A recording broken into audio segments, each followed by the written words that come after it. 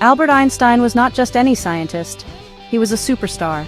Imagine a rock star, but instead of a guitar, he had a brilliant mind that unlocked the secrets of the universe.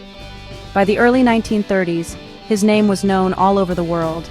He had won the Nobel Prize in Physics in 1921. His ideas, especially the theory of relativity, had completely changed how we understand space, time, and gravity.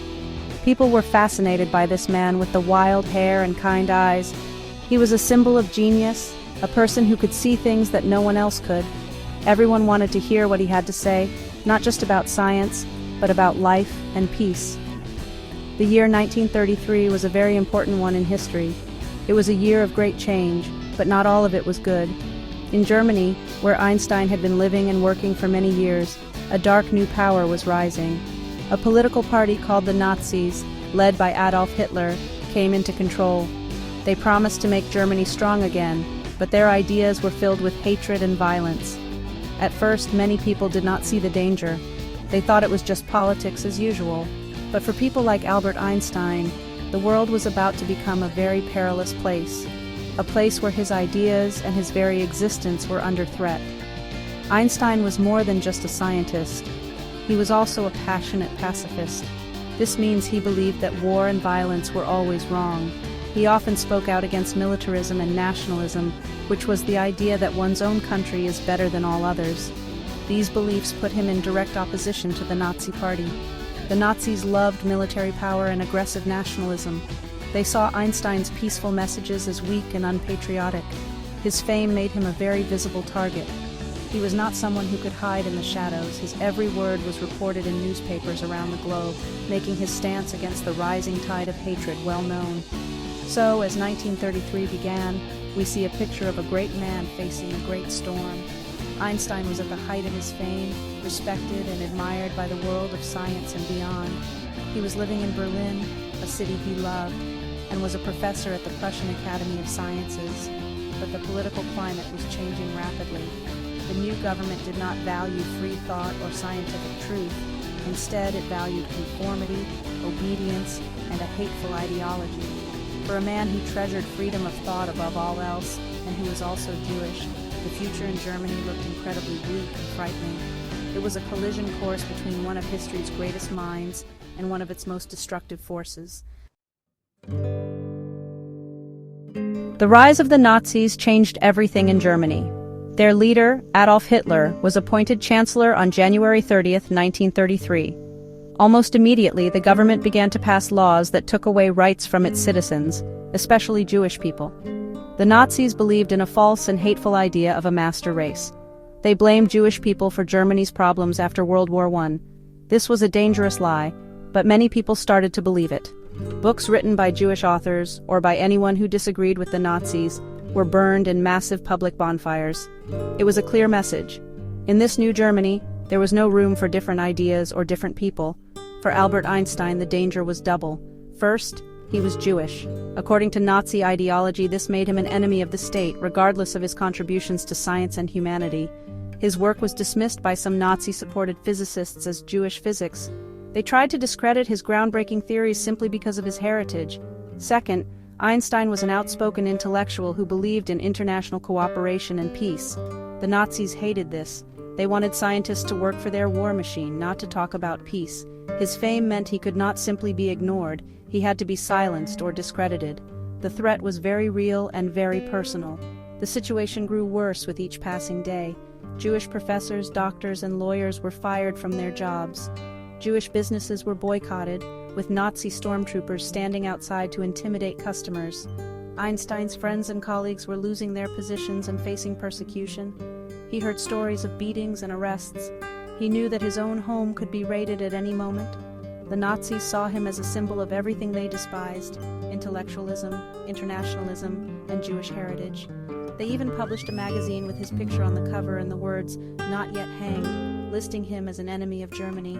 The danger was no longer abstract. It was knocking on his door. Einstein was actually out of the country when Hitler took full power. He and his wife, Elsa, were on a trip to the United States. While they were away, in March 1933, their cottage in a town called Kaputh, just outside Berlin, was raided by the Nazis. They falsely claimed it was hiding weapons. This event was a turning point. It was no longer a question of whether it was safe to return. The message was loud and clear. You are not welcome here, and you are in danger. Einstein understood that the Germany he knew and loved, a place of culture and science, was gone. A new, terrifying regime had taken its place, and returning home would be like walking into a trap. The news of the raid on his home reached Einstein while he was in Belgium, on his way back to Europe from America. His decision was made with a heavy heart, but with absolute clarity. He went to the German consulate in the city of Antwerp. There, he took out his German passport and placed it on the counter. He formally renounced his citizenship, turning his back on the country that was now controlled by hatred. He also wrote a letter of resignation to the Prussian Academy of Sciences before they could expel him. He declared that he could not serve a state that persecuted its own people and had no respect for truth or justice. It was a brave and defiant act. This was a moment of great uncertainty. Einstein was now officially a man without a country, a refugee. He and Elsa could not go back to Germany. All of their property and bank accounts there were seized by the Nazi government. They were stranded, but they were not without friends. For a time, they stayed in a small seaside town in Belgium called De Haan. They were given protection by the Belgian royal family, who provided bodyguards because there were credible threats of assassination plots against him. Imagine the world's most famous scientist having to live under constant guard, simply because his mind and his heritage were hated by a powerful government. His time in Belgium was temporary. Einstein knew he needed to find a more permanent and safe home. Offers came pouring in from universities all over the world. Institutions in France, Spain, Britain, and America all wanted to give this brilliant mind a safe place to work. It showed how much the rest of the world valued him, even as his own country had cast him out. While staying in Belgium, he worked tirelessly to help other academics and scientists who were also fleeing Germany. He used his fame and his connections to find positions for them at universities abroad, saving many lives and careers from the Nazi regime's destructive path. After much consideration, Einstein accepted an offer from a brand new institution in the United States, the Institute for Advanced Study in Princeton, New Jersey. It was a place created specifically for thinkers and scientists to pursue their ideas without the pressure of teaching. In the autumn of 1933, Albert and Elsa Einstein boarded a ship, the SS Westernland, bound for America. They didn't travel under their own names to avoid attention. As the ship pulled away from the shores of Europe, he was leaving behind a whole continent that was falling into darkness. He was sailing towards a new life, a new home, and a new chapter in his extraordinary story.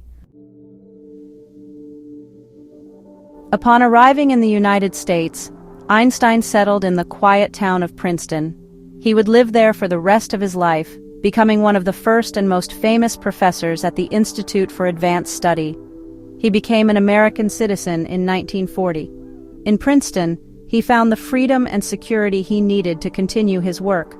He spent his final decades trying to develop a unified field theory, a single theory that could explain all the forces of nature. While he never fully solved this puzzle, his presence in America transformed the country into a global leader in theoretical physics, attracting other brilliant minds from all over the world. However, Einstein could not forget what was happening in Europe. The pacifist who once believed all war was wrong now saw a terrible new reality. He understood that the evil of the Nazi regime was so great that it had to be stopped by force. His thinking evolved. In 1939, worried that Nazi scientists might be trying to build a powerful new weapon using nuclear fission, he made another historic decision. He signed a letter addressed to U.S. President Franklin D. Roosevelt.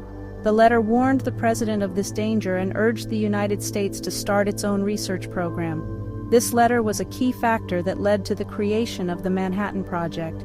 The Manhattan Project eventually developed the atomic bomb. Einstein himself did not work on the project. His role was simply to provide the initial warning. After the war, when he saw the devastating power of the bombs used on Hiroshima and Nagasaki, he was deeply saddened.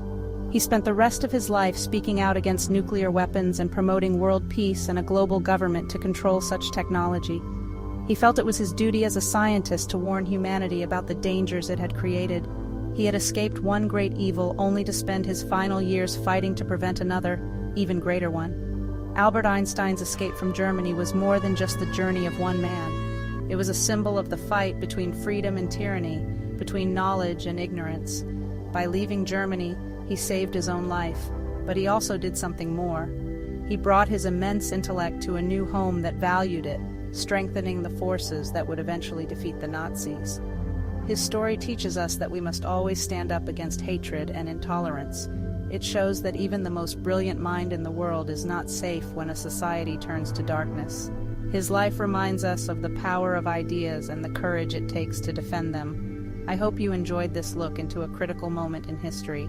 For more stories about the remarkable people who shaped our world, make sure to subscribe.